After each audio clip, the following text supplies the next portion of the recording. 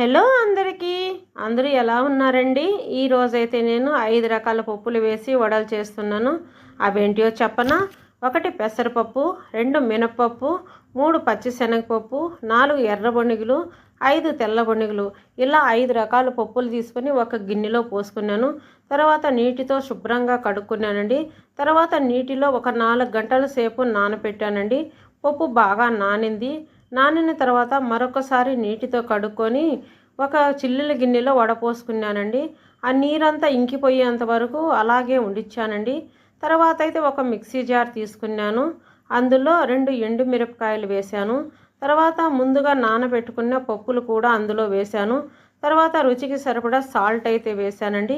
ఇవన్నీ వేసి కచ్చాపచ్చాగా మిక్సీ పట్టుకున్నాను. మెత్తగా పట్టుకుంటే వడ అనేది మెత్తగా వస్తుంది, బాగుండదండి. ఇలా కచ్చాపచ్చాగా పట్టుకున్నామంటే పప్పులు ఎన్ని ఉంటాయి కాబట్టి క్రిస్పీగా చాలా బాగుంటాయండి. ఈ పిండిని అయితే ఒక గిన్నెలో వేసుకున్నాను.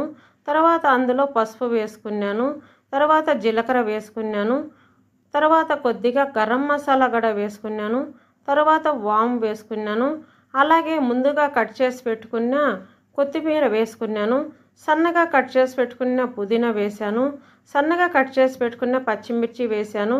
ఒక ఆనియన్ తీసుకొని సన్నగా ముక్కలుగా కట్ చేసి పెట్టుకున్నానండి.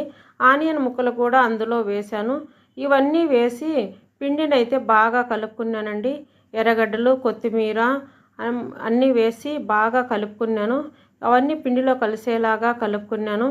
తర్వాత అయితే బాండీ పెట్టుకున్నాను. అందులో ఆయిల్ పోసాను. ఆయిల్ హీట్ అయింది. హీట్ అయిన తర్వాత ముందుగా కలుపుకొని పెట్టుకున్న పిండి మిశ్రమాన్ని ఒక్కొక్కటిగా వడల్లాగా తట్టుకొని మరుగుతున్న ఆయిల్లో అయితే వేసానండి. ఇలా వడలన్నీ ఆయిల్లో వేసి ఇవన్నీ కాలిన తర్వాత ఒకవైపు కాలిన తర్వాత రెండో వైపుకు టర్న్ చేసుకున్నాను. రెండు వైపులా కాలిన తర్వాత పక్కకు తీసుకున్నానండి. ఎప్పుడు ఒకేలాగా కాకుండా అప్పుడప్పుడు ఇలా అన్ని రకాల పప్పులు వేసి చేసుకుంటూ ఉంటానండి. ఇవైతే చాలా బాగుంటాయండి. లోపల మెత్తగా ఉంటాయి, పైన క్రిస్పీగా కరకరలాడుతూ బాగుంటాయండి.